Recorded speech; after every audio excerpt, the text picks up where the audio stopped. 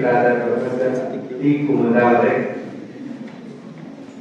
ವಿತ್ತಾಧಿಕಾರಿಗಳಾದಂತಹ ಶ್ರೀ ವಸಂತ್ ಕುಮಾರ್ ಬಿಗೆ ಅವರೇ, ಎಲ್ಲ ಉಪನ್ಯಾಸಕರೇ ಮತ್ತು ಪ್ರೀತಿಯ ವಿದ್ಯಾರ್ಥಿಗಳೇ, ನಿಮ್ಮ ಕ್ಯಾಂಪಸ್ ತುಂಬಾ ಇಷ್ಟ ಆಯ್ತು ನನಗೆ. ಸರೌಂಡಿಂಗ್ ಇದೆಲ್ಲ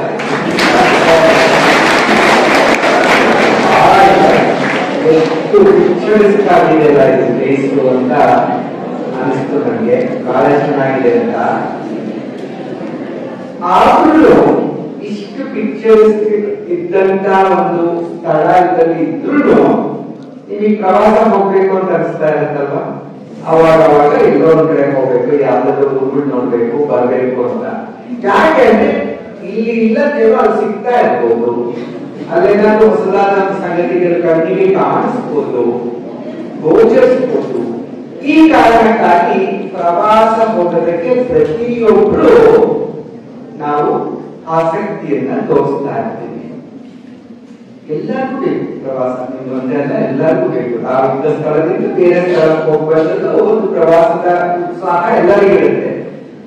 ಅದೇ ತರ ನಿಮ್ಮದೇ ಯೂನಿವರ್ಸಿಟಿಯಲ್ಲಿ ಅತ್ಯುತ್ತಮವಾಗಿ ಉಪನ್ಯಾಸಕರು ಇದ್ರೂ ಆ ತುಮ್ಮಿ ಈಗೊಮ್ಮೆ ಬೇರೆಯವರ ಹೊರಗಿಂದ ನಮ್ಮ ಕಾಲೇಜಿಗೆ ಕರ್ಕೊಂಡು ಬಂದು ಮಾತಾಡಿಸಿ ಅವರ ಮಾತುಗಳನ್ನೇ ಕೇಳಿಸ್ಕೋಬೇಕು ಅಂತ ಅನಿಸ್ತಾ ಇರುತ್ತೆ.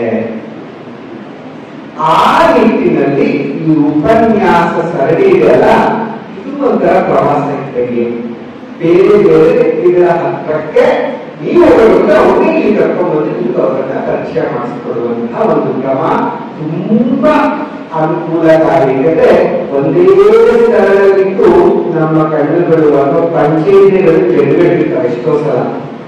ಹೊರಗಿಂದ ಬಂದಾಗ ಯಾವೊಬ್ರು ಬೇರೆ ಬೇರೆ ಒಂದು ಅನುಭವವನ್ನ ನಿಮ್ಮ ಮುಂದೆ ತೋರಿಸ್ಕೊಡೋ ಸಾಧ್ಯತೆಗಳಿರುತ್ತೆ. ಆ ಕಾರಣಕ್ಕಾಗಿ ಆಗಾಗ ಹೊರಗಿನಿಂದ ಉಪನ್ಯಾಸಕರು ಬಂದ್ರೆ ನಿಮಗೆ ಅನುಕೂಲ ಆಗುತ್ತೆ ಅನ್ನೋದು ನಾನು ಇಷ್ಟಪಡ್ತೀನಿ. ಒಂದು ಪ್ರಶ್ನೆ, ಯಾವ ಪುಸ್ತಕಕ್ಕೆ ಯಾರಿಗೆ ಬುಕ್ಕರ್ ಪ್ರಶಸ್ತಿ ಬಂತು ಈ ವರ್ಷ? ಇಂಟರ್ನ್ಯಾಷನಲ್ ಮ್ಯಾನ್ ಬುಕ್ಕರ್ ಪ್ರಶಸ್ತಿ ಯಾರು ಲೇಖಕಿಯಾರು? ಬಾನು ಮುಸ್ತಾಕರು. ಏನು ಬಹಳ ದೊಡ್ಡ ಪ್ರಶಸ್ತಿ ಕನ್ನಡಕ್ಕೆ ಬಂದಿದೆ. ಇದೊಂಥರ ಬಹಳ ದೊಡ್ಡ ಹೆಮ್ಮೆಯ ಸಂಗತಿ ಅಂದ್ರೆ ಕನ್ನಡಕ್ಕೆ ನಿರೀಕ್ಷೆ ಕೂಡ ಮಾಡಿರಲಿಲ್ಲ ಯಾರು. ಕನ್ನಡಿಗರಿಗೆ ಯಾವ ದೊಡ್ಡ ಪ್ರಶಸ್ತಿ ಬಂದಿರುತ್ತೆ ನನಗೆ ಅನ್ನುವಂತ ನಿರೀಕ್ಷೆಯನ್ನು ಮಾಡಿಲ್ಲ, ನಮಗೆ ಬಂದಿದೆ. ಇದು ಸಂಭ್ರಮದ ವರ್ಷ ನಮ್ಗೆಲ್ಲರಿಗೂ. ನನಗೆ ನಿಜವಾಗಿ ವೈಯಕ್ತಿಕವಾಗಿ ಯಾಕೆ ಸಂತೋಷ ಆಯಿತು ಅಂತಂದ್ರೆ, ಯಾವುದೇ ಯೂನಿವರ್ಸಿಟಿಗೆ ಹೋಗ್ಲಿ, ಯಾವುದೇ ಕಾಲೇಜ್ ಹೋಗ್ಲಿ, ಯಾವುದೇ ಶಾಲೆಗೆ ಹೋಗ್ಲಿ, ಕನ್ನಡದ ಮುಖ್ಯ ಲೇಖಕರಿಗಿಂತ ಫೋಟೋಗಳು ಇರ್ತಾ ಇದ್ರೆ ನಮ್ಗೆ ಬರೀ ಗಂಡಿಸುತ್ತೆ.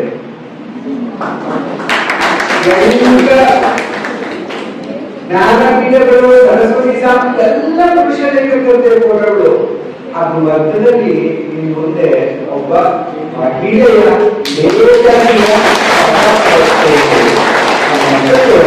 ಬಹಳ ಮುಖ್ಯ ಅಂತ ಅನಿಸ್ತು ನನಗೆ ಅಂತ. ಇದು ಹೆಂಗೆ ಅಂತಂದ್ರೆ ಹೇಳ್ತಾರೆ, ನಮಗೆ ಎಷ್ಟೇ ಕನ್ನಡಕ್ಕೆ ಬಂದಂತದ್ದು ಎಷ್ಟು ಅಚ್ಚುಗೆ ಆಗ್ತಾ ಇರುತ್ತೆ ಅವಾಗ ಅಂತ. ಒಂದು ಥಿಯರಿ ಅಥವಾ ಸಿದ್ಧಾಂತ ಅಂದ್ರೆ ಈ ಬ್ಲಾಕ್ ಸ್ಪ್ಯಾನ್ ಥಿಯರಿ ಅಂತಾರೆ. ಬ್ಲಾಕ್ ಸ್ಪ್ಯಾನ್ ಅಂತ ಏನಂದ್ರೆ ಅದು ಬಹಳ ವಿಶೇಷವಾದಂಥದ್ದು. ಅದು ಪುಸ್ತಕ ಇದೆ ಬ್ಲಾಕ್ ಸ್ಪ್ಯಾನ್ ಅಂತ. ಸ್ವಲ್ಪ ಹೇಳ್ತೀನಿ ಕಾನ್ಸೆಪ್ಟ್ ಏನು ಅಂತದ್ದು. ಬಹಳ ವರ್ಷಗಳ, ಸಾವಿರಾರು ವರ್ಷಗಳಿಂದ ಜನರು ಹಂಸ ಅನ್ನೋದು ಯಾವತ್ತೂ ಬಿಳಿಯಾಗಿರುತ್ತೆ ಅಂತ ಅನ್ಕೊಂಡಿದ್ರು. ಹಂಸ ಗೊತ್ತಲ್ಲ, ಸ್ಪ್ಯಾನ್ ಅಂತ ಹೇಳ್ತೀರಲ್ಲ, ಹಂಸ ನೋಡಿರ್ತೀರಲ್ಲ ನೀವು. ಹಂಸ ಯಾವತ್ತೂ ಬಿಳಿಯಾಗಿರುತ್ತೆ ಅಂತ ಅನ್ಕೊಂಡಿದ್ರು ಎಲ್ಲರೂ. ಆದ್ರೆ ನೋಡಿ, ಬ್ರಿಟಿಷರು ಯಾವಾಗ ಆಸ್ಟ್ರೇಲಿಯಾಕ್ಕೆ ಹೋದ್ರು, ಆಸ್ಟ್ರೇಲಿಯಾಕ್ಕೆ ಹೋದಾಗ ಅಲ್ಲಿ ಕಪ್ಪು ಹಂಸಗಳು ಕಂಡು. ಇವಾಗ ಹಿಂಗೆ ಇಷ್ಟು ದಿನ ನಂಬಿಕೊಂಡಿದ್ದಂತ ಒಂದು ಸತ್ಯವೇ ಕೊಲಾಪ್ಸ್ ಆಗೋಗ್ಬಿಡುತ್ತೆ. ಇಷ್ಟು ದಿನ ಯಾರು ಹಂಸ ಅಂದ್ರೆ ಬಿಳಿ, ಅನ್ನುವಂಥ ಮುಂದೆ ಹೇಳಕ್ಕಾಗಲ್ಲ. ಹಾಗೆ ಹಂಸ ಕಪ್ಪುನೂ ಇರಬೇಕಂದ್ರೆ ಕಪ್ಪು ಹಂಸದ ಕಟ್ಟಿ ಬಿತ್ತಿರತ್ತು, ಅಲ್ಲಿ ನನಗೆ ಗೊತ್ತಿರಲಿಲ್ಲ ಅಂತ. ಈ ಗೂಗಲ್ ಪ್ರಶ್ನೆಗಳಲ್ಲೂ ಅದೇ ಆಗಿದೆ ಅನ್ಸುತ್ತೆ. ಇಲ್ಲಿವರೆಗೂ ಕನ್ನಡದ ಒಂದು ಭಾಷೆ, ಕನ್ನಡದಂತ ಒಂದು ಭಾಷೆ ಇತ್ತು ಅನ್ನೋದು ಬಹುತೇಕ ಬ್ರಿಟಿಷರಿಗೆ ಗೊತ್ತಿರಲಿಲ್ಲ ಅನ್ಸುತ್ತೆ. ಈ ಇತ್ತೀಚೆಗೆ ಒಂದು ಪ್ರೆಸೆನ್ಸ್ ಗೊತ್ತಾದ ತಕ್ಷಣ ಅವರು ಇಲ್ಲಿವರೆಗೆ ನಂಬಿಕೊಂಡಿದ್ದ ಸತ್ಯಗಳೇ ಸುಳ್ಳು ಅಂತ ಅನ್ಸುತ್ತೆ. ಬೇರೆ ಏನೋ ಇದೆಯಪ್ಪ, ನಮಗೆ ಗೊತ್ತಿಲ್ಲ ಎಷ್ಟೋ ಸಂಗತಿಗಳು ಎಲ್ಲೆಲ್ಲೋ ಇವೆ ಅನ್ನುವಂಥದ್ದು. ಈ ವಿನಯವನ್ನ ನಾವು ಬದುಕಿನುದ್ದಕ್ಕೂ ಅಳವಡಿಸ್ಕೋಬೇಕಾಗುತ್ತೆ. ಅಂತಂದ್ರೆ ನಾವು ತಿಳಿದುಕೊಂಡಿದ್ದ ಸತ್ಯವೇ ಸರ್ವ ಸತ್ಯಗಳಲ್ಲ. ನನಗೆ ಗೊತ್ತಿಲ್ಲದೆ ಇರುವಂತಹ ಸತ್ಯಗಳು ಈ ಜಗತ್ತಿನಲ್ಲಿ ಬೇಕಾದಷ್ಟು ಇರುತ್ತೆ. ಅಥವಾ ನಾನು ನಂಬಿಕೊಂಡ ಸತ್ಯ ತಪ್ಪಾಗಿರುವ ಸಾಧ್ಯತೆಗಳಿರುತ್ತೆ. ಈ ಒಂದು ವಿಚಾರ ನಿಮ್ಮ ಮನಸ್ಸಿನಲ್ಲಿದೆ, ನೀವು ಯಾರ ವಿರುದ್ಧವಾಗಿಯೂ ಒಂಥರ ಹೋರಾಟಕ್ಕೆ ಹೋಗೋ ತರ, ಆವೇಶಕ್ಕೆ ಹೋಗೋ ತರ ಹೋಗ್ಲಿಕ್ಕಾಗಲ್ಲ. ಇದೊಂದು ನೆನಪಿಟ್ಕೊಂಡಿದ್ದೀವಿ ಯಾವಾಗಲೂ. ನಾವು ತಿಳ್ಕೊಂಡಿರೋದೇ ಸಂಪೂರ್ಣ ಸತ್ಯವಾಗಿರ್ಲಿಕ್ಕಿಲ್ಲ, ಬೇರೆ ಸತ್ಯಗಳು ಇರೋ ಸಾಧ್ಯತೆಗಳಿದೆ. ಇದು ಅತ್ಯಂತ ದೊಡ್ಡ ಪಾಠ.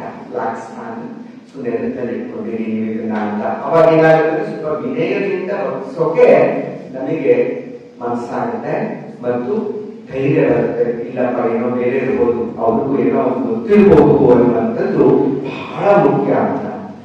ಕೋಲಾರ ಜಿಲ್ಲೆಗೆ ಬಂದಿದ್ದೀನಿ. ಒಂದು ಮಹತ್ವದ ಲೇಖಕರನ್ನ ಕನ್ನಡಕ್ಕೆ ಕೊಟ್ಟಂತ ನೆಲ ಇದೆ. ನಿಮಗೆ ಯಾರು ನೆನಪಾಗ್ತಾರೆ? ಕೋಲಾರ ಜಿಲ್ಲೆಯವರು ಯಾರು? ಆಸ್ತಿ ವೆಂಕಟೇಶ ಅಯ್ಯಂಗಾರ್, ಮತ್ತೊಬ್ರು ಇನ್ಯಾವ ಹೆಸರುಗಳಿದೆಯಾ ನೆನಪಿದ್ಯಾ? ಎಲ್ ಬಸವರಾಜ್ ಅವರು ದೊಡ್ಡ ಒಂದು ಸಂಪಾದಕರು. ಎಲ್ ಬಸವರಾಜ್ ಅವರು. ಇನ್ನ ಸಾಹಿತಿ ಮತ್ತೆ ಯಾರು ನೆನಪಿದೆ? ಎಚ್ ನರಸಿಂಹಯ್ಯ ಅವರು. ಎಚ್ ನರಸಿಂಹಯ್ಯ ಅವರು. ಚಿಂತಾಮಣಿ ಬಂದರು ಯಾರು?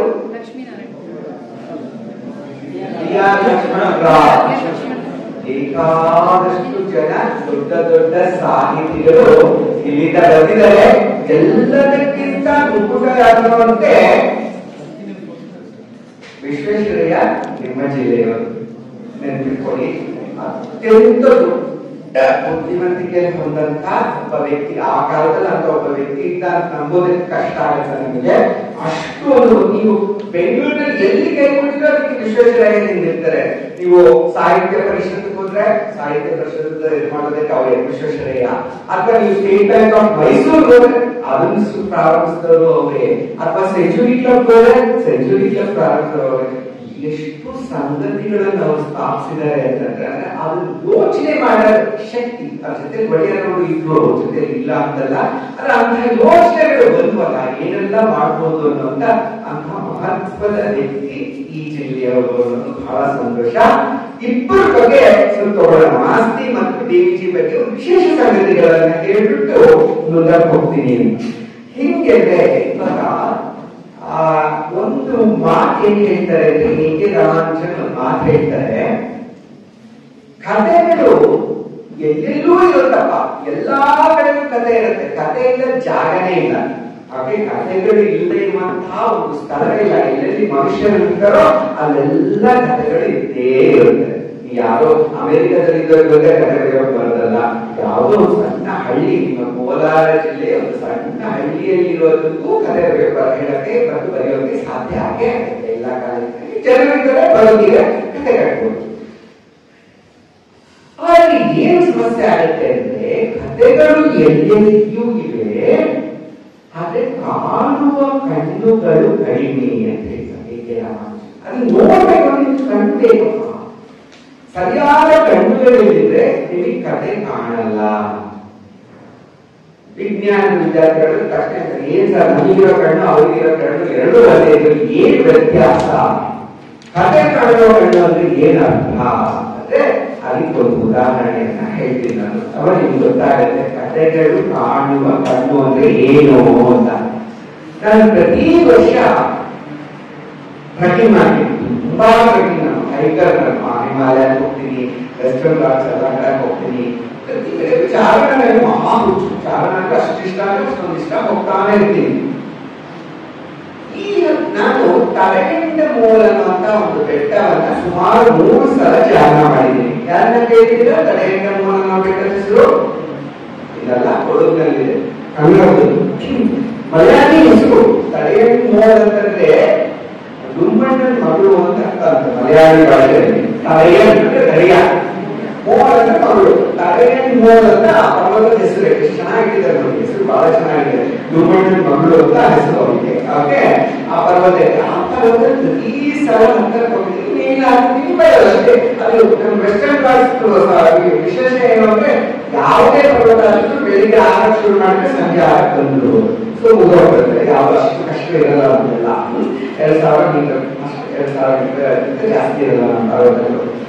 ಆದ್ರೆ ಏನಾಗ್ತಿತ್ತಂದ್ರೆ ಶುರುವಿನಲ್ಲಿ ಏನಿರುತ್ತೆ ಅಂದ್ರೆ ಬೇಸ್ ಕ್ಯಾಂಪ್ ಅಂತ ಇರುತ್ತೆ. ಪರ್ವತಾರೋಹಣ ಮಾಡಬೇಕಾದ್ರೆ ಯಾವಾಗಲೂ ಬೇಸ್ ಕ್ಯಾಂಪ್ ಅಂತ ಇರುತ್ತೆ. ಈ ಬೇಸ್ ಕ್ಯಾಂಪ್ ಏನು ಅಂದ್ರೆ ನೀವು ಏನೇನೋ ಎಕ್ಸ್ಟ್ರಲ್ ಆಗಿರೋದೆಲ್ಲ ಒಯ್ದಿರ್ತೀರಲ್ಲ, ಅದನ್ನೆಲ್ಲ ತಗೊಂಡು ಹೋಗಕ್ ಬೇಕಾಗಲ್ಲ. ಮೇಲಿನ ತನಕ ಅದನ್ನ ಅಲ್ಲೇ ಇಟ್ಬಿಟ್ಟು ಸುರಕ್ಷಿತವಾಗಿ ಆ ಬೇಸ್ ಕ್ಯಾಂಪ್ ಅಲ್ಲಿ ಚೆನ್ನಾಗಿ ಟಿಫಿನ್ ತಿನ್ಕೊಂಡು ಮತ್ತು ನಿಮ್ಮ ಸರಿಯಾಗಿ ನೀರು ತುಂಬಿಕೊಂಡು ಅಲ್ಲಿ ನೀರಿನ ವ್ಯವಸ್ಥೆ ಇದೆ, ನೀರನ್ನು ತುಂಬಿಕೊಂಡು ಹೋಗೋದು ಬೇಸ್ ಕ್ಯಾಂಪಿನ ಉದ್ದೇಶ. ಈ ಬೇಸ್ ಕ್ಯಾಂಪ್ ಹೇಗಿದೆ ಅಂದ್ರೆ ಒಂದು ತರ ಚಿತ್ರ ಹಳೆಯ ಮನೆಯ ತರ ಇದೆ ಬೇಸ್ ಕ್ಯಾಂಪ್. ಯಾವುದೋ ಹಳೆ ಮನೆ ಏನೋ ಚಿತ್ರಗಳು ಕಾಣುತ್ತೆ, ನನಗೆ ಪೇಂಟಿಂಗ್ ಕಾಣುತ್ತೆ, ಬಾವಿ ಇದೆ, ದೊಡ್ಡ ಒಂದು ಪ್ರಸಾರ ಇದೆ, ಪಟಕಾನೆ ತರ ಇದೆ, ಯಾರು ವಾಸಿಸಲ್ಲ. ಒಂದು ದೊಡ್ಡ ಮನೆ, ವಿಶೇಷವಾದಂತ ಮನೆ ಇರುತ್ತೆ. ಅಲ್ಲಿ ಹೋಗ್ತಾ ಇದ್ದೇನೆ ಪ್ರತಿ ಸಲ ಹೋಗಿ ತಿನ್ನೋ ಅಲ್ಲಿ ಟಿಫಿನ್ ಮಾಡ್ತಿದ್ದೆ. ನೀರು ಒಳ್ಳೆ ಬಾವಿ ಇದೆ, ಸಿಹಿ ನೀರಿನ ಬಾವಿ. ಆ ಬಾವಿಯಿಂದ ನೀರು ತುಂಬಿಟ್ಟು ಕಟಿಂಗ್ ಮಾಡ್ಕೊಂಡು ಬಂದ್ಬಿಡ್ತಾ ಇದ್ದಾರೆ. ಇದನ್ನ ಮಾಡಿದೀನಿ, 3 ಸಲ ಮಾಡಿದೀನಿ. ಆಮೇಲೆ ನೋಡಿ, ಮಾಸ್ತಿಯವರ 125ನೇ ಜನ್ಮ ವರ್ಷ ಸೆಲೆಬ್ರೇಷನ್ ಮಾಡ್ಬೇಕಾದ್ರೆ ಸೆಲೆಬ್ರೇಷನ್ ಮಾಡ್ಬೇಕಾದ್ರೆ ನನಗೆ ಅವರ ಚಿಕ್ಕಬೀರ ರಾಜೇಂದ್ರ ಬಗ್ಗೆ ಮಾತಾಡಿ ಅಂತ ಹೇಳಿ ರಿಕ್ವೆಸ್ಟ್ ಮಾಡಿಕೊಂಡು ಯಾರೋ ಒಂದು ಸಂಸ್ಥೆ, ಕನ್ನಡ ಸಂಸ್ಥೆಯವರು ಕೋರ್ಕೊಂಡು ದಯವಿಟ್ಟು ಬಹಳ ಸಂತೋಷ ಮಾತಾಡ್ತೀನಿ. ಯಾಕೆಂದ್ರೆ ಹಳೆಯ ಲೇಖಕರನ್ನ, ನಮ್ಮ ಹಿರಿಯ ಲೇಖಕರನ್ನ ಮತ್ತೊಮ್ಮೆ ಓದೋದಿದೆಯಲ್ಲ, ಬಹಳ ಸಂಭ್ರಮದ ಸಂಗತಿ. ಚಿಕ್ಕನಲ್ಲಿ ಯಾವಾಗ ಓದಿದಾಗ ನಮಗೆಲ್ಲವೂ ಗ್ರಹಿಕೆಗೆ ಸಿಕ್ಕಿರಲ್ಲ. ಈಗ ಓದಿದ್ರೆ ಸಾಕಷ್ಟು ಹೊಸ ಸಂಗತಿಗಳು ಸಿಗ್ತಾ ಹೋಗುತ್ತೆ. ಅದಕ್ಕಾಗಿ ಅವೆಲ್ಲ ಕ್ಲಾಸಿಕ್ಸ್ ಅಂತ ಕರೆಯೋದು. ಪ್ರತಿ ಓದಿನಲ್ಲೂ ಹೊಸ ಅರ್ಥಗಳನ್ನ ಕಳಿಸುತ್ತೆ ಅಂತ. ಅದಕ್ಕೆ ನಾನು ಮಾತಾಡ್ತೀನಿ ಅಂತ ಅಂದ್ಬಿಟ್ಟು ನನಗೆ ಹಳೆಯ ಎಡಿಷನ್ ಇತ್ತು, ತುಂಬಾ ಹಳೆಯ ಎಡಿಷನ್ ಚಿಕ್ಕಬೀರ ರಾಜೇಂದ್ರ ಇತ್ತು. ಇಷ್ಟು ಹಳೆ ಬೇಡ, ಹೊಸ ಎಡಿಷನ್ ಕೊಂಡ್ಕೊಂಡ್ ಬರೋಣ ಅಂತ ಹೋಗಿ ಅಂಗಡಿಗೆ ಹೋಗಿ ಹೊಸ ಎಡಿಷನ್ ಕೊಂಡ್ಕೊಂಬಂದೆ. ಕೊಂಡ್ಕೊಂಬಂದು 2 ಪುಟ ತೆರೆಯೋಷ್ಟೊತ್ತಿಗೆ ಫೋಟೋ ಕೊಟ್ಟಿದ್ದಾರೆ, ಸಾಕಷ್ಟು ಫೋಟೋ ಕೊಟ್ಟಿದ್ದಾರೆ. ಆ ಮೊದಲನೇ ಫೋಟೋನೇ ಈ ಪಾಳು ಬಿದ್ದ ಮನೆಯ ಫೋಟೋ. ಆಶ್ಚರ್ಯ ಯಾಕೆ ಬಂತು ಅಂತ ಅಲ್ಲೊಂದು ಅದಕ್ಕೆ ಉತ್ತರ ಇದೆ. ಮಾಸ್ತಿ ಮುನ್ನುಡಿಯಲ್ಲಿ ಬರ್ಕೊಂಡಿದ್ದಾರೆ. ಏನೇನು ಬರ್ತಿದ್ದಾರೆ ಅಂದ್ರೆ, ನನ್ನನ್ನು ಗೆಳೆಯರು ತಡೆಗಂಡ ಮೂಲ ಎನ್ನುವ ಬೆಟ್ಟಕ್ಕೆ ಚಾರಣಕ್ಕಾಗಿ ಕರೆದುಕೊಂಡು ಹೋಗಲು. ಆ ಬೆಟ್ಟದ ಆರಂಭದಲ್ಲಿಯೇ ಒಂದು ದೊಡ್ಡ ವಿಶೇಷವಾದ ಪಾಳು ಬಿದ್ದ ಮನೆ ಇದೆ. ಈ ಮನೆ ನೋಡಿ ನನಗೆ ಅಚ್ಚರಿಯಾಯಿತು. ಆದ ಕಾರಣ ಇದು ಯಾರ ಮನೆ ಎಂದು ಕೇಳಿದೆ. ಅದು ಚಿಕ್ಕಬೀರ ರಾಜೇಂದ್ರ ಎನ್ನುವ ಕೊಡಗಿನ ಸಂಸ್ಥಾನದ ರಾಜನ ಬೇಸಿಗೆಯ ಅರಮನೆ ಎಂದು ಗೊತ್ತಾಯಿತು. ಬೇಸಿಗೆ ಕಾಲಕ್ಕಾಗಿ ಅರಮನೆ ಕಟ್ಟಿಕೊಂಡ ಈ ವ್ಯಕ್ತಿಯ ಬಗ್ಗೆ ವಿಶೇಷ ಕುತೂಹಲ ಮೂಡಿ ಆತನ ಬಗ್ಗೆ ನಾನು ವಿಚಾರವನ್ನು ಸಂಗ್ರಹಿಸುತ್ತಾ ಹೋದೆ. ಅದೆಲ್ಲದರ ಫಲವೇ ನಿಮಗೆ ಈ ಚಿಕ್ಕಬೀರ ರಾಜೇಂದ್ರ ಕಾದಂಬರಿ. ಚಿಕ್ಕಬೀರ ರಾಜೇಂದ್ರಕ್ಕೆ ಜ್ಞಾನಪೀಠ ಪ್ರಶಸ್ತಿ ಬಂದಿದೆ. ಔಟ್ಲೈನ್ನಲ್ಲಿ ಒಂದು ಪುಸ್ತಕ ಕೊಡ್ತೀವಿ, ಇವಾಗ ಪುಸ್ತಕ ಕೊಡಲ್ಲ, ಒಟ್ಟಾರೆ ಸಾಹಿತ್ಯಕ್ಕೆ ಕೊಡ್ತಾರೆ. ಆ ಪುಸ್ತಕ ಕೊಡ್ತು ಚಿಕ್ಕಬೀರ ರಾಜೇಂದ್ರಕ್ಕೆ ಜ್ಞಾನಪೀಠ ಪ್ರಶಸ್ತಿ ಬಂದಿದೆ. ಅಂದ್ರೆ ಏನಾಗಿದೆ, ಜ್ಞಾನಪೀಠ ಪ್ರಶಸ್ತಿಯನ್ನು ತಂದುಕೊಡಬಹುದಾದಂತಹ ಒಂದು ಕಥಾವಸ್ತು ಆ ಮನೆಯಲ್ಲಿತ್ತು. ಪಾಡುವಂತ ಮನೆಗೆ 3 ಸಲ ಬಂದು ನನ್ನ ಕಣ್ಣಿಗೆ ಅದು ಬೀಳಲಿಲ್ಲ. ಮಾಸ್ತಿಯಾಗಿ ಒಂದೇ ಸಲ ಹೋದಾಗ ಅಲ್ಲಿ ಕಣ್ಣಿಗೆ. ಅದನ್ನೇ ಕಥೆಗಳನ್ನು ನೋಡುವ ಕಣ್ಣುಗಳು ಬೇಕು ಅಂತ ಹೇಳಿ. ಆ ಆ ಕುತೂಹಲ ಇದ್ದೇ ಹೋದ್ರೆ ನಿಮಗೆ, ಆ ಕುತೂಹಲ ಇದ್ದೇ ಹೋದ್ರೆ ನಿಮಗೆ ಬಹಳ ಕಷ್ಟ ಆಗುತ್ತೆ. ನೀವು ಏನೋ ಬೆಳೆಯಲ್ಲ, ಏನು ಹೊಸ ಸಂಗತಿಗಳೇ ಗೊತ್ತಾಗಲ್ಲ, ಯಾವಾಗ ನೋಡಿದ್ರೆ ಏನು ಅಂತ ಪ್ರಶ್ನೆ ನಿಮ್ಮಲ್ಲಿ ಮಗುವಿದ್ದಾಗ ನಿಮಗೆ ಇರುತ್ತೆ. ಮಗುವಿದ್ದಾಗ ಎಲ್ಲ ಮಗು ವಿಪರೀತ ಪ್ರಶ್ನೆ ಕೇಳ್ತಾರೆ, ಏನು ಇದೇನು ಇದೇನು, ಹಿಂಜರಿಕೆ ಇರಲ್ಲ ಮಗುವಿಗೆ. ದೊಡ್ಡವರಾಗ್ತಾ ಆಗ್ತಾ ನಾವೇನಾಗ್ಬಿಡ್ತೀವಿ ಅಂದ್ರೆ ಹೆದರಿಕೆಯಲ್ಲಿ ಬದುಕ್ತೀವಿ. ಯಾವ್ದನ್ನು ಪ್ರಶ್ನೆ ಕೇಳಬೇಕಾದ್ರೆ ಇವು ನಾನು ಏನು ಅವಮಾನ ಮಾಡ್ಬಿಡ್ತಾರೋ, ನನಗೆ ಇವು ಗೊತ್ತಿಲ್ವೋ ಅನ್ನುವಂತೆ, ಎಲ್ಲಿ ಕಂಡು ಬಿಡ್ತಾರೋ ಅನ್ನುವಂತ ಭಯ ನಮಗೆ. ಆ ಭಯದಿಂದ ನೀವು ಹೊರಗೆ ಬಂದ್ರೆ ನಿಮಗೆ ಕಥೆಗಳು ಒಂದೇ ಅಲ್ಲ, ಬದುಕನ್ನ ಚೆನ್ನಾಗಿ ಆಗಿಸ್ಕೊಳ್ಳೋಕ್ಕೂ ಬರಲ್ಲ. ಏನ್ ಕಂಡು ಏನ್ ಪ್ರಶ್ನೆ ಕೇಳ್ಕೊಂಡು ಅದ್ರ ಬಗ್ಗೆ ತಿಳ್ಕೋಬೇಕು. ಆಮೇಲೆ ಅದು ಬೇಕಾದ್ರೆ ಸ್ವೀಕರಿಸಬೇಕು, ಬೇಡ ಅಂದ್ರೆ ಬಿಟ್ಟಾಕ್ಬೇಕು. ಅದ್ರ ಪ್ರಶ್ನೆ ಕೇಳಿ ಉಳ್ಕೊಂಡ್ರೆ ಅದು ಪ್ರಬುದ್ಧತೆಯನ್ನು ನಿಮಗೆ ಕಾಣಿಸಿಕೊಡಲ್ಲ ಅನ್ನೋದು. ಡಿವಿಜಿ ಅವರು ಮತ್ತೆ ಇಲ್ಲಿಯವರೆಲ್ಲ ಡಿವಿಜಿ ಬಗ್ಗೆ ಮಾತಾಡೋಣ. ಡಿವಿಜಿ ಈ ಕನ್ನಡ ಕಂಡ ಅತ್ಯುತ್ತಮ ಸಾಹಿತಿಗಳಲ್ಲಿ ಒಬ್ಬರು. ವಿಶೇಷ ಏನಪ್ಪ ಡಿವಿಜಿದು ಅಂದ್ರೆ, ಬಹುತೇಕರು ಈ ಕಥ ಎರಡು ಪ್ರಕಾರ ಇರುತ್ತೆ. ಕಥನ, ಕಥನೇತರ ಅಂತ, ಅಥವಾ ಕಾವ್ಯ ಶಾಸ್ತ್ರ ಅಂತ ಕರೀತಾರೆ ಸಂಸ್ಕೃತದಲ್ಲಿ. ಕಥನೇತರ ಅಂದ್ರೆ ನಾನ್ ಫಿಕ್ಷನ್.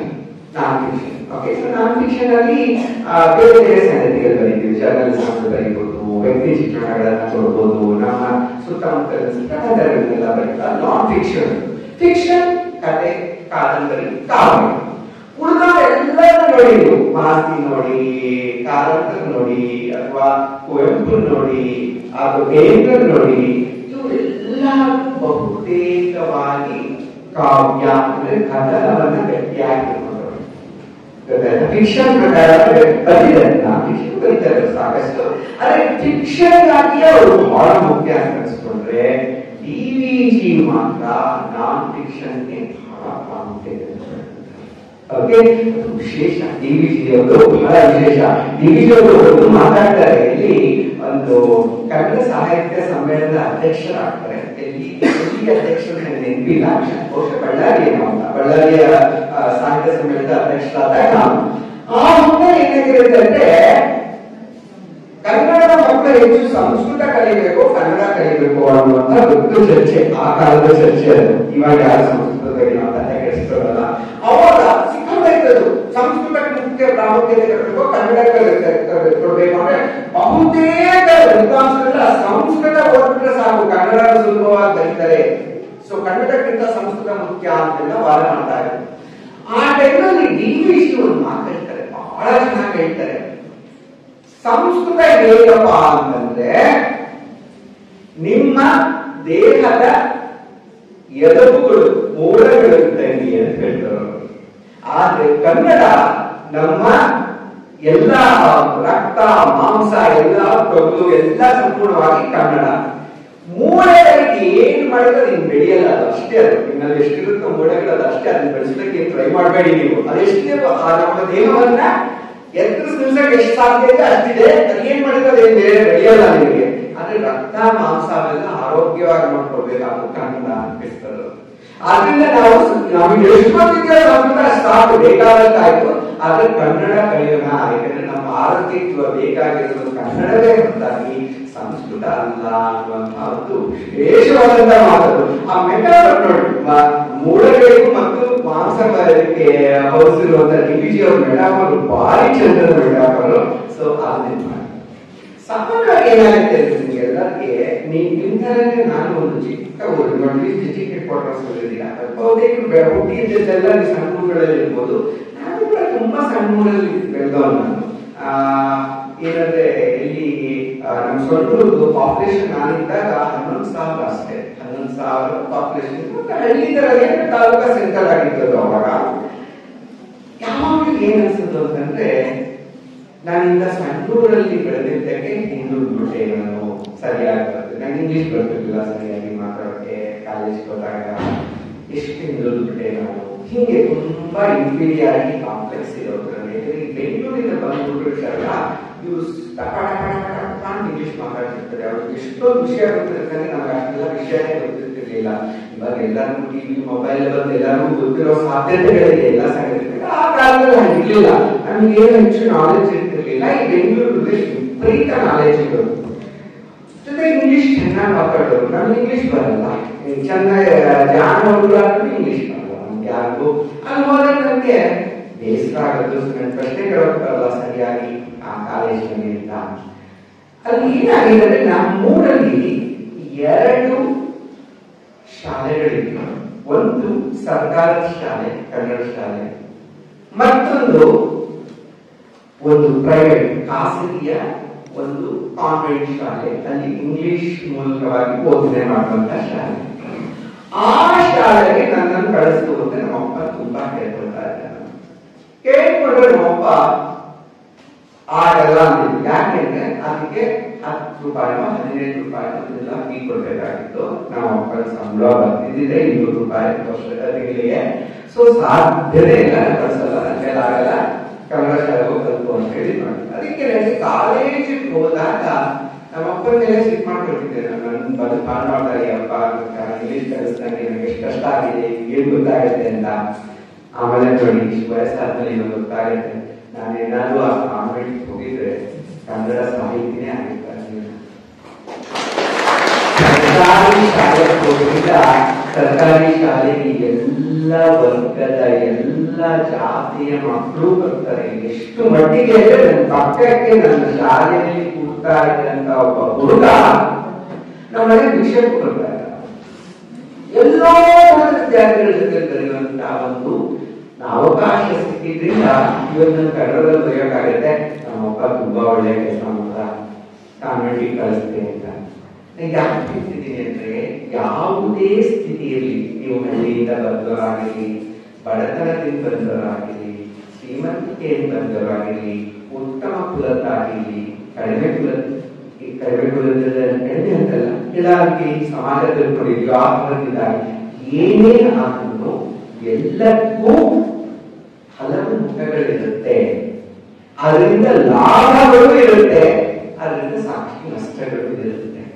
ಓಕೆ, ನೀವು ಯಾವತ್ತೂ ನಿಮ್ಮ ಬಗ್ಗೆ ನಂಬಿಕೆ ಇಟ್ಕೊಂಡು ನನಗೂ ಸಾಕಷ್ಟು ಶಕ್ತಿ ಇದೆ, ನನ್ನದೇ ಆದಂತಹ ಒಂದು ಬದುಕು ನನಗೆ ಬೇಕಾದಷ್ಟು ಶಕ್ತಿಗಳನ್ನ ಕೊಟ್ಟಿದೆ, ಮರಗಳ ಬರುತ್ತೆ ನಿಮಗೆ, ಆದ್ರೆ ಅವ್ರು ಬರಬಲ್ಲ. ಯಾರಿಗೋ ಈ ಬೆಂಗಳೂರಲ್ಲಿ ರುಚಿ ಬೆಳೆದೊಳಗೆ ಮರ ಯಾವಾಗ ಬರೋದು, ನನಗೆ ಚಕ್ಕದ ಮರ ಯಾಕೆ ಬರ್ತೀನಿ ಅಂತ ಅನ್ನೋದು ಒಂದು ದೊಡ್ಡ ವಿದ್ಯೆ. ಅದು ಅಥವಾ ಈಗ ಬರುತ್ತೆ ನಿಮಗೆ ಅಂತಂದ್ರೆ ಇಂಪಾರ್ಟೆಂಟ್ ಸ್ಕಿಲ್.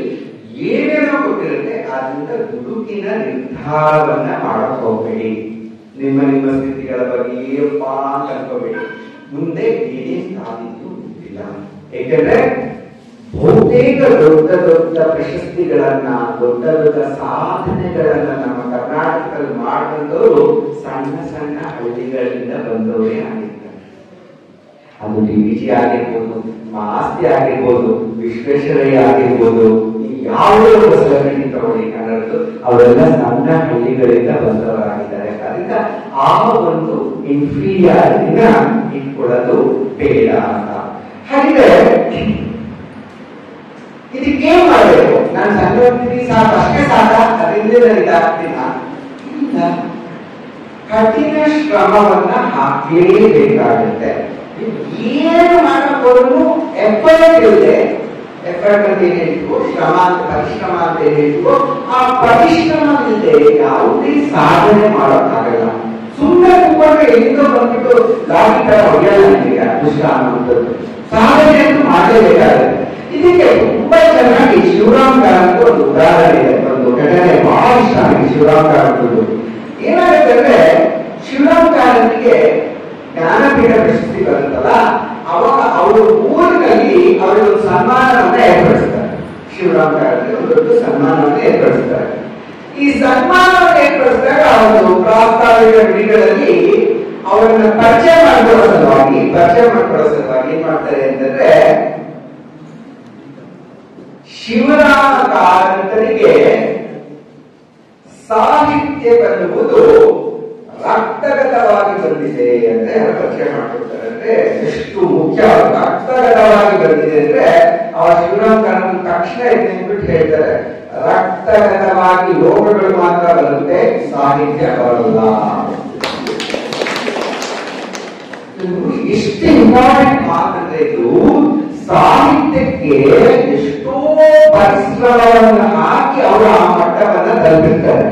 ಅದನ್ನೆಲ್ಲ ನೀವು ರಕ್ತಗತವಾಗಿ ಬಂದ್ಬಿಟ್ಟಿದೆ ಅಂತಂದ್ರೆ ಅವರ ಪರಿಶ್ರಮವನ್ನು ನೀವು ಕಡೆಗಣಿಸಿದಂಗೆ ಆಯ್ತು. ಇಷ್ಟು ದಿನ ಮಾಡಿರುವ ಸಾಧನೆಯನ್ನೇ ಕಡೆಗಣಿಸಿದಂಗೆ ಆಯ್ತು. ಬರಲ್ಲ, ರಕ್ತದಿಂದ ರೋಗ ಮಾತ್ರನೇ ಬರೋದು. ನಿಜವಾಗಿ ನೀವು ಎಫರ್ಟ್ ಹಾಕಬೇಕಾಗುತ್ತೆ. ನೀವು ನಿಮ್ಮ ಹೋಮ್ವರ್ಕ್ ಅಂತ ಏನಿರುತ್ತೋ, ರಿಯಾಜ್ ಅಂತ ಏನಿರುತ್ತೋ ಅದು ದಿನನಿತ್ಯ ಮಾಡ್ತಾನೆ. ಅದಕ್ಕೆ ಯಾವುದೇ ಒಂದು ರೀತಿಯ ಅದನ್ನು ತಪ್ಪಿಸ್ಕೊಳ್ಳೋಕೆ ಯಾವುದೇ ಉಪಾಯಗಳಿಲ್ಲ. ನಾವು ಮಾಡದ ದಿನ ಹಾಡುಗಳ ಅಭ್ಯಾಸ ಪಡ್ಕೊಂಡು ಬೋರ್ ಹೊಡಿಯುತ್ತಾರೆ, ಹಾಡುಗಳು ಬರಲ್ಲ ಅಷ್ಟೇ. ಮುಂದೆ ವೇದಿಕೆ ಮೇಲೆ ನಿಂತಾಗ ಸಿಂಪಲ್ ಹಿಂಗೆ ನೀನು ನೆಪ ಕೊಡೋಕ್ಕಾಗಲ್ಲ. ಯಾಕಂದ್ರೆ ನೆಪ ಕೊಡ್ಕೊಡ್ತೀವಿ ನಾವು. ತುಂಬಾ ಬಿಸಿ, ನನಗೆ ಪುಸ್ತಕ ಓದೋಕೆ ಆಗಲ್ಲ. ಇದು ಬಹಳ ಬಹಳ ಬಿಸಿ ಸರ್, ಕೆಲಸಗಳ ಮಧ್ಯದಲ್ಲಿ ಆಗೋದೇ ಇಲ್ಲ. ಅಂದ್ರೆ ನಿನಗೆ ಆಸಕ್ತಿ ಇಲ್ಲ ಅಂತ, ನೀವು ಓದ್ತಾ ಇಲ್ಲ. ನಿಮಗೆ ಯಾವುದರಲ್ಲಿ ಆಸಕ್ತಿ ಇರುತ್ತೋ, ಯಾವುದರಲ್ಲಿ ಸಾಧನೆ ಮಾಡಬೇಕು ಅಂತ ಆಸೆ ಇರುತ್ತೋ, ಅದಕ್ಕೆ ಹೇಗನ್ನ ಮಾಡಿ ಸಮಯವನ್ನ ಹೊಂದಿಸ್ಕೊಳ್ಳೋದು ನಿಮ್ಮ ಜವಾಬ್ದಾರಿ. ಯಾರು ತಂದ್ಕೊಳ್ಳಲ್ಲ ನಿಮಗೆ ಸಮಯವನ್ನ, ವಿರಾಮವನ್ನ ಯಾರು ತಗೊಳ್ಳಲ್ಲ. ನಿಮ್ ಸಮಯ ವಿರಾಮ ತಗೊಳ್ಳಲ್ಲ, ನೀವು ಮಾಡ್ಕೊಂಡು ನಿಮ್ಗೆ ಏನ್ ಬೇಕೋ ಅದು ಮಾಡಲ್ಲ. ನೀವು ಮಾಡ್ಕೋಬೇಕು ಆ ಪರಿಶ್ರಮ. ಅದು ಹೆಂಗಾಗುತ್ತೆ ಅಂತ ಹೇಳ್ತೀನಿ. ನಾನು 20 ವರ್ಷ ಸಾಫ್ಟ್ವೇರ್ ಇಂಜಿನಿಯರ್ ಆಗಿ ಕೆಲಸ ಮಾಡಿದ್ದು ಅಂತ ಹೇಳಿದ್ರಲ್ಲ, ನನ್ ಸಾಫ್ಟ್ವೇರ್ ಇಂಜಿನಿಯರ್ ಆಗಿ ನಾನು ಖುಷಿಯಾಗಿರಲ್ಲ ಅಂತ ಗೊತ್ತಾಯ್ತು. ಆರಂಭದಲ್ಲೇ ಗೊತ್ತಾಯ್ತು ನನಗೆ. ಸೊ ಇದಲ್ಲ, ಚೆನ್ನಾಗಿದೆ, ವೆರಿ ಗುಡ್ ಇಂಜಿನಿಯರ್. ಬಟ್ ನಮ್ಗೆ ಏನಂದ್ರೆ ಅದು ಬೇಡ, ನಂದಲ್ಲ, ಇದು ಬರಬೇಕು, ಕಥೆಗಾರನಾಗಬೇಕು ಅನ್ನೋದು ನನ್ನ ಉತ್ಸಾಹ. ಬಟ್ ಏನು, ಬೆಳಿಗ್ಗೆ 8 ಗಂಟೆಗೆ ಹೋದ್ರೆ ನಾನು ಮನೆಯಿಂದ, ನನ್ನ ಮನೆ ಇರೋದು ಬನ್ನೇರಘಟ್ಟ ರಸ್ತೆ, ನನ್ನ ಆಫೀಸ್ ಇರೋದು ವೈಟ್ ಫೀಲ್ಡ್. 1.5 ತಾಸು, ಆಗಲ್ಲ 2 ತಾಸು ಕೊಡುತ್ತೆ ಅನ್ಸುತ್ತೆ. 1.5 ತಾಸು ತಗೊಳ್ತಾರೆ ಹೋಗ್ಬೇಕಾದ್ರೆ. ಬರಬೇಕಾದ್ರೆ 1.5 ತಾಸು. ಬೆಳಿಗ್ಗೆ 8ಕ್ಕೆ ಮನೆ ಬಿಟ್ಟರೆ ನಾನು ರಾತ್ರಿ 10ಕ್ಕೆ ಬರ್ತಿದ್ದೆ. ಇನ್ನ ಯಾವ ಕಥೆ ಬರೆಯೋದು ಇದು ಆಗ್ತದೆ. ಶನಿವಾರ ಕೂಡ ಕೆಲಸ ಮಾಡಿಸ್ತೀವಿ ನಮ್ಮ ಕೈಯಲ್ಲಿ. ಶನಿವಾರ ಆದಿತ್ಯವಾರ ಕೂಡ ಬನ್ನಿ ಅಂತ ಒಂದು ಆ ಟೈಮಲ್ಲಿ ತುಂಬಾ ವರ್ಕ್ ಮಾಡಿದ್ವಿ ನಾವೆಲ್ಲರೂ. ಖರೀದವಾಗಿ ವರ್ಕ್ ಮಾಡೋದು ನಾವು. ಇವಾಗ ಸ್ವಲ್ಪ ಕಂಟ್ರೋಲಿಂಗ್ ಬಂದಿದೆ. ಕಾರ್ಮಿಕರದ್ದು ಪರಿಸ್ಥಿತಿಗಳು, ಇಂಜಿನಿಯರ್ಸ್ ಸ್ಥಿತಿಗತಿಗಳು ಸ್ವಲ್ಪ ಕಂಟ್ರೋಲ್ ಆಗಿದೆ ಇವಾಗ. ಇವಾಗ ಏನ್ ಮಾಡ್ಬೇಕು ನಾನು?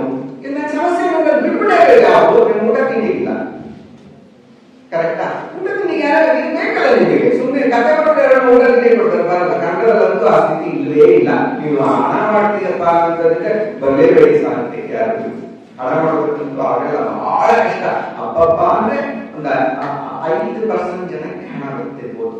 ಅದು ತುಂಬಾ ದೊಡ್ಡ ಹಣ ಅಲ್ಲ, ಸ್ವಲ್ಪ ಮಟ್ಟಿಗೆ ಹಣ, ಯಾರೋ 50 ರೂಪಾಯಿ ಸಾಕಿ ಬರ್ತಿರ್ಬೋದು. ಬಟ್ ಎಲ್ಲರಿಗೂ ಬರಲ್ಲ.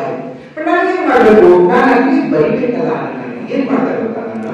ನಾನು ಒಳ್ಳೆ ಕೆಲಸದಲ್ಲಿದ್ದೆ. ನನಗೆ ಕಾರ್ ಇತ್ತು, ಒಳ್ಳೆ ಕಾರ್ ಇತ್ತು, ಮತ್ತು ನನ್ನ ಡ್ರೈವರ್ನ ತಗೊಳಕ್ಕೆ ಅರ್ಹತೆ ಇತ್ತು. ಡ್ರೈವರ್ನ ನೇಮಿಸ್ಕೊಂಡು ನಾನು ಏನ್ ಮಾಡ್ದೆ ಅಂದ್ರೆ 1.5 ತಾಸು ನಮ್ಮ ಮನೆಯಿಂದ ಆಫೀಸ್ಗೆ ಹೋಗೋವಂತ 1.5 ತಾಸು ಲ್ಯಾಪ್ಟಾಪ್ ಇಟ್ಟು ಕಥೆ ಬರೀತಾ ಇದ್ದೆ. ಅವ್ನು ಡ್ರೈವ್ ಮಾಡಿದ್ರೆ ನಾನು ಲ್ಯಾಪ್ಟಾಪ್ ಇಟ್ಟು ಕಥೆ ಬರೀತಿದ್ದೆ. ಬರ್ಬೇಕಾದ್ರೆ ಮತ್ತೆ 1.5 ತಾಸು, ಮತ್ತೆ ಮುಂದಿನ 3 ತಾಸು ಬಂದ್ರೆ ಬೇಕಾದಷ್ಟು ಆಯ್ತು.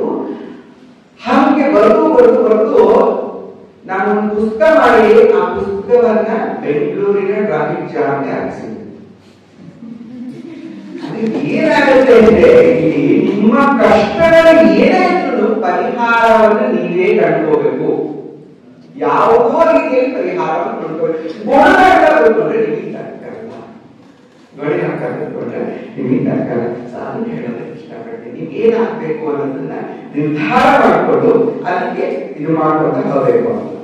ಏನ್ ಮಾಡುತ್ತೆ ಪ್ರಶ್ನೆ ಅಂತಂದ್ರೆ, ಬದುಕಿನ ಉದ್ದೇಶ ಏನಪ್ಪಾ? ಬದುಕಿನ ಉದ್ದೇಶ ಏನಪ್ಪಾ ಅಂತಂದ್ರೆ ಸುಖವಾಗಿರ್ಬೇಕು, ನೆಮ್ಮದಿ. ಸುಖ ಅನ್ನೋದಕ್ಕಿಂತ ನೆಮ್ಮದಿ ಆಗಿರ್ಬೇಕು. ಸುಖ ಬೇರೆ, ನೆಮ್ಮದಿ ಬೇರೆ. ಸುಖ ಅಂದ್ರೆ ಏನು? ಲಕ್ಸುರಿ. ಸ್ಟಾರ್ ಹೋಟೆಲ್ ಅಲ್ಲಿ ನಾನು, ಅಥವಾ ಇದರಲ್ಲಿ ನಾನು ವಿಮಾನದಲ್ಲಿ ಬಿಸ್ನೆಸ್ ಕ್ಲಾಸ್, ಅದು ಸುಖ.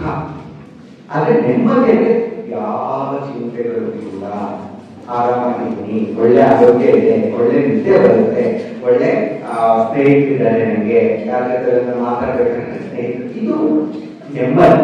ನೆಮ್ಮದಿ ಬೇರೆ, ಸುಖ ಬೇರೆ. ನೆನ್ಪಿಟ್ಕೊಳ್ಳಿ ಯಾವಾಗಲೂ. ಈ ನೆಮ್ಮದಿಗೆ ಏನೇನ್ ಬೇಕು, ಏನಿರಬೇಕು ನೆಮ್ಮದಿಗೆ ಅನ್ನುವಂತಹ ಒಂದು ಪ್ರಶ್ನೆ ಬರುತ್ತೆ. ಬದುಕಿನ ನೆಮ್ಮದಿಗೆ ಏನು ಬೇಕು? ಹಲವು ಉತ್ತರಗಳಿರುತ್ತೆ. ಒಂದೆರಡು ಮೂರ ನಿಮ್ಗೆ ಹೇಳ್ಬಿಟ್ಟು ನಾನು ಮಾತನ್ನು ಮುಗಿಸ್ತೀನಿ. ಒಂದೇ ಬುದ್ಧ ತುಂಬಾ ಚೆನ್ನಾಗಿ ಹೇಳ್ತಾನೆ. ಬುದ್ಧನ ಓದ್ಕೊಂಡಿರ್ತೀರ ನೀವೆಲ್ಲರೂ, ಅಟ್ಲೀಸ್ಟ್ ಸ್ವಲ್ಪ ಮಟ್ಟಿಗೆ ಎಲ್ಲ ಬುದ್ಧ ಚರಿತ್ರೆ ಗೊತ್ತಿರುತ್ತೆ ನಿಮ್ಗೆ. ಬುದ್ಧ ಏನ್ ಹೇಳ್ತಾನೆ ಅಂತಂದ್ರೆ, ನಿಮ್ಗೆ ಎಲ್ಲರೂ ಆಸೆಗೆ ದುಃಖಕ್ಕೆ ಮೂಲ ಅನ್ನೋದು ಫಸ್ಟ್ ಕ್ಲಾಸ್ ಕಲಿತಿರುತ್ತೆ. Basic thing. ಬಟ್ ಅದಷ್ಟೇ ಅಲ್ಲ, ಬುದ್ಧ ಏನ್ ಹೇಳ್ತಾನೆ ಅಂತಂದ್ರೆ ಬಹಳ ಚೆನ್ನಾಗಿರೋದು ಹೇಳ್ತಾನೆ. ಈ ಜಗತ್ತಿನಲ್ಲಿ ಯಾಕೆ ದುಃಖ ಬರುತ್ತೆ ಅಂದ್ರೆ, ಈ ಪ್ರಪಂಚ ಬದಲಾಗ್ತಾ ಇರುತ್ತೆ. ನಿರಂತರ ಸ್ಥಗಿತವಾಗಿಲ್ಲ. ಪ್ರಪಂಚ ಯಾವಾಗಲೂ ಬದಲಾಗ್ತಾ ಇರುತ್ತೆ. ಆದ್ರೆ ನೀವೇನ್ ಮಾಡ್ತೀರಾ, ಆ ಬದಲಾಗೋದಕ್ಕಿಂತ ಮುಂಚೆ ಇತ್ತಲ್ಲ ಆ ಸ್ಥಿತಿಯೇ ಪರ್ಮನೆಂಟ್ ಆಗಿರ್ಬೇಕು ಅಂತ ಆಸೆ ಪಡ್ತೀರಾ. ಅದಕ್ಕಾಗಿ ದುಃಖ ಬರುತ್ತೆ ನಿಮಗೆ. ಉದಾಹರಣೆ ಹೇಳಬೇಕು ಅಂತಂದ್ರೆ, ಚಿಕ್ಕಂದಲ್ಲಿ ನಿಮ್ಮಮ್ಮ ನಿಮಗೆ ಚೆನ್ನಾಗಿ ಅನ್ನ ಗಿನ್ನ ಎಲ್ಲ ಕಲಿಸ್ಬಿಟ್ಟು ಮುದ್ದು ಮಾಡಿ ತಿನ್ನಿಸ್ತಾ ಇರ್ತಾರೆ, ಚೆನ್ನಾಗಿರ್ತಾರೆ. ಅದು ಎಷ್ಟು ದಿನ ಅಂತ ನೀವು ಅದು ನಿರೀಕ್ಷೆ ಮಾಡ್ಕೊಂಡೇ ಇರತ್ತೀರಾ ನೀವು. It's not going to stay forever. So ಮತ್ತೆ ಸಿಗಲ್ಲ ಅದು. ಸೊ ಅದನ್ನ ಅರ್ಥ ಮಾಡ್ಕೋಬೇಕು. ಎಲ್ಲವೂ ಬದಲಾಗುತ್ತೆ, ಯಾವುದೂ ಶಾಶ್ವತ ಅಲ್ಲ ಅನ್ನುವ ಸತ್ಯವನ್ನು ನೀವು ಅರ್ಥ ಮಾಡ್ಕೊಂಡ್ರೆ, ಬುದ್ಧ ಹೇಳ್ತಾನೆ ನಿಮ್ಮ ದುಃಖಗಳು ಕಡಿಮೆ ಆಗಿ ನಿಮ್ಮ ನೆಮ್ಮದಿ ಹೆಚ್ಚಾಗುತ್ತೆ. ಎಲ್ಲವೂ ಕಳೆದು ಹೋಗುತ್ತೆ. ಬಾಲ್ಯ ಹೋಗುತ್ತೆ, ಯೌವನ ಅತ್ಯಂತ ಸುಂದರವಾದ ಯೌವನ. ನೀವು ಮದುವೆ ಮಕ್ಕಳು ಹೊರಡೋದು, ಸಂಸಾರದ ಮೊಗ ತಲೆ ಮೇಲೆ ಬಿತ್ತು ಅಂದ್ರೆ ನೋಡಿ, ಇಷ್ಟು ವಿದ್ಯಾರ್ಥಿಯ ಕಾಲೇಜ್ ಡೇಸ್ ಏನ್ ಚೆನ್ನಾಗಿತ್ತು, ಎಷ್ಟು ಚೆನ್ನಾಗಿತ್ತು. ಎಲ್ಲೂ ಬೇಕಲ್ಲ ಸಿನಿಮಾಗೆ ಹೋಗಾಗ ಚಕ್ಕಂತ ಎಲ್ಲ ಹುಡುಗರೆಲ್ಲ ಸೇರ್ಕೊಳ್ಳೋರು. ಸಿನಿಮಾ ಹೋಗಾಗ ಯಾರು ಇರುತ್ತೆ, ಮತ್ತೆ ನಾವು ಹೆಂಗಿರುತ್ತಲ್ಲೋ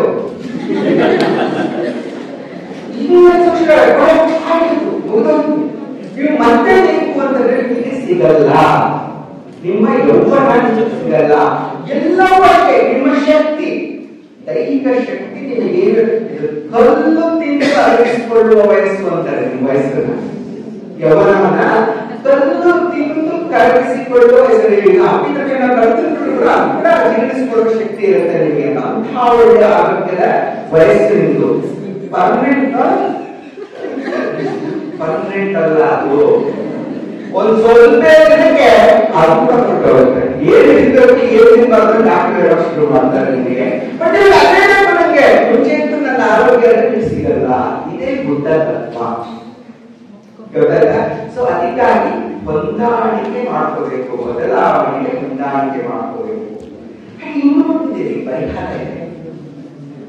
ಆ ಪರಿಹಾರ ಏನಂದ್ರೆ ಬಹಳ ಚೆನ್ನಾಗಿ ನಾನು ಇನ್ನೊಬ್ಬರು ಹೇಳ್ಬೋದು. ಯಾರಂದ್ರೆ ಅವನ ಹೆಸರು ಟಿ.ಎನ್. ಕೃಷ್ಣನ್ ಅಂತ.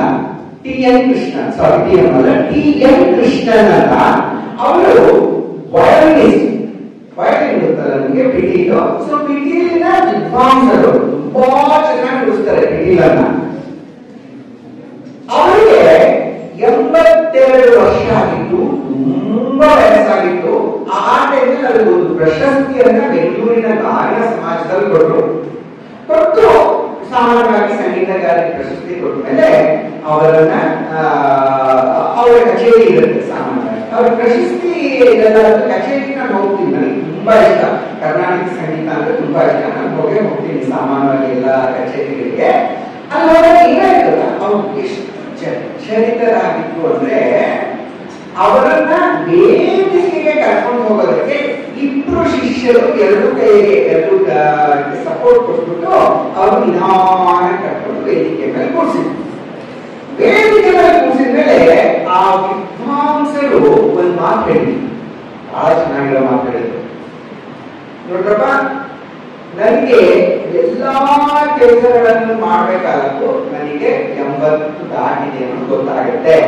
ಊಟ ಮಾಡ್ಬೇಕಾದಕ್ಕೆ ಗೊತ್ತಾಗುತ್ತೆ, ನನಗೆ ಚುಣ್ಣಕ್ಕಾಗಲ್ಲ, ಜೀರ್ಣಿಸ್ಕೊಳಕ್ಕಾಗಲ್ಲ, ಸ್ವಲ್ಪ ಉಣ್ಣಕ್ಕಾಗತ್ತೆ, ಗೊತ್ತಾಗುತ್ತೆ. ನಡಿಬೇಕಾದ್ರೆ ಇಷ್ಟು ದೂರ ಕೂಡ ನನ್ನ ಕೈ ನಡಿಯೋಕ್ಕಾಗಲ್ಲ. 80 ವರ್ಷ ಆಗಿದೆ ನನಗೆ ಗೊತ್ತಿದೆ. ನಿದ್ದೆ ಬರೋದು ಅನ್ಕೊಂಡಿಲ್ಲ. ಇವಾಗ ನೀವು ಕ್ಲಾಸ್ ಒಳ್ಳೆ ಪಾಠ ಆಗ್ತಿದ್ರು ನಿದ್ದೆ ಮಾಡಕ್ ಬರ್ತದೆ ನಿಮಗೆಲ್ಲ.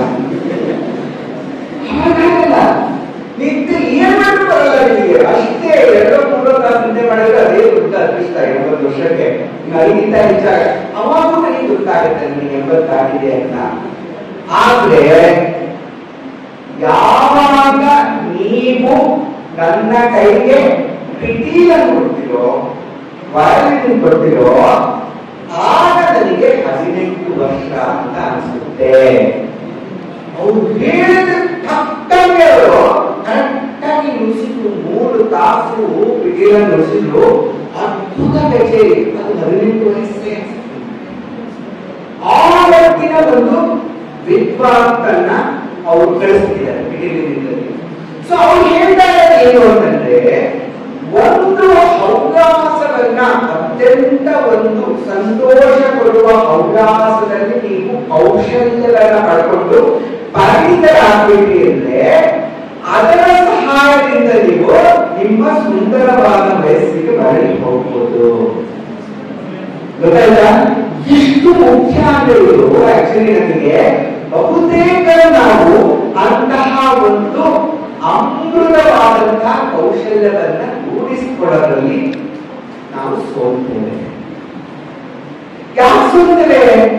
ಯಾಕೆ ಅವರು ಟಿ ಎನ್ ಕೃಷ್ಣ ಅವರು ವಿದ್ವಾಂಸರಾದಂತೆ ನಾವಾಗ ಬೇರೆ ಯಾವುದೇ ಆಗಿರ್ಬೋದು, ಸಂಗೀತ ಆಗಿರ್ಬೋದು, ನೃತ್ಯ ಆಗಿರ್ಬೋದು, ಸಿನಿಮಾ, ಯಾವುದೇ ಕಲಾ ಪ್ರಕಾರಗಳು ನಿಮಗೆ ಹಿಂದಕ್ಕೆ ವಯಸ್ಸಿನಿಂದ ಹಿಂದಕ್ಕೆ ಹೋಗುವ ಒಂದು ಶಕ್ತಿಯನ್ನ ಕೊಡುತ್ತೆ. ಒಂದು ಪುಸ್ತಕವನ್ನು ಬರೆದರು, ಒಳ್ಳೆ ಅದನ್ನು ಬೆಳಗಿನ ಸಂಜೆ ಕುತ್ಕೊಂಡು ಓದ್ಬಿಟ್ಟು ಅಂದ್ರೆ ಅಂತ ಅನ್ಸುತ್ತೆ. ಅಂದ್ರೆ ಎಂಜಾಯ್ ಮಾಡೋಕ್ಕಾಗುತ್ತೆ. ಯೂತ್ ಹೋಗ್ಬಿಟ್ಟೆ ನಾನು ಅನ್ನುವಂಥದ್ದು. ಅದನ್ನ ಗಳಿಸ್ಕೋಬೇಕು. ಯಾಕೆ ಗಳಿಸ್ಕೊಳ್ಳಲ್ಲ ಬಹುತೇಕರು ಅಂತಂದ್ರೆ, ನಮ್ಮಲ್ಲಿ ಒಂದು ಸಮಸ್ಯೆ ಏನಾಗುತ್ತೆ ಅಂದ್ರೆ, ನಾವು ಯಾವಾಗಲೂ ನಮ್ಮ ಬದುಕಿನ ನಿರ್ಧಾರಗಳನ್ನ ಮಾಡಬೇಕಾದಕ್ಕೆ ನನಗೆ ಯಾವುದು ಸಂತೋಷವನ್ನು ಕೊಡುತ್ತೆ, ಯಾವುದು ಹೆಚ್ಚು ನೆಮ್ಮದಿಯನ್ನು ಕೊಡುತ್ತೆ ಅನ್ನುವ ಸಂಗತಿಯನ್ನ ಮರೆತು ಬಿಟ್ಟು ಯಾವುದು ಹೆಚ್ಚು ಹಣವನ್ನು ಕೊಡುತ್ತೆ, ಯಾವುದು ಹೆಚ್ಚು ಆ ಅಧಿಕಾರವನ್ನು ಕೊಡುತ್ತೆ ಅನ್ನೋದನ್ನು ಹುಡುಕಿಕೊಂಡು ಹೋಗಿರ್ತೀವಿ ನಾವು ಯಾವಾಗ.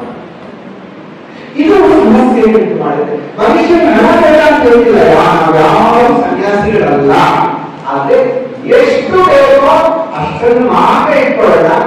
ಬಹಳ ಪ್ರಾಮುಖ್ಯತೆ ನಾನು ಸಂತೋಷವಾಗಿರೋದಕ್ಕೆ ಏನಿತ್ತು ಅದಕ್ಕೆ ಕೊಡೋಣ ಅನ್ನೋದು ಬಹುತೇಕರು ಮಾಡಲ್ಲ. ಆದ್ರಿಂದ ತಮಗೆ ಇಷ್ಟವಿಲ್ಲದ ಕೆಲಸವನ್ನು ದಿನನಿತ್ಯ ಮಾಡ್ತಾ ಖಿನ್ನತೆಗೊಳಗಾಗ್ತಾರೆ, ಸ್ಟ್ರೆಸ್ಫುಲ್ ಆಗ್ತಾರೆ, ಸಾಕಷ್ಟು ದಣಿದು ಬಿಡ್ತಾರೆ. ಅದು ಆದ್ರೆ ಬುದ್ಧ ತತ್ವವನ್ನೇ ವಿರೋಧಿಸುವಂತಹ ಒಂದು ಪರಿಹಾರವನ್ನು ಕೆ ಎಸ್ ಕೃಷ್ಣ ನಿಂತ್ಕೊಟ್ಟಿದ್ದಾರೋ ಅದನ್ನ ಕಳಿಸೋದಕ್ಕೆ ನೋಡ್ಕೊಳ್ಳಿ ನೀವು ಅಂತ.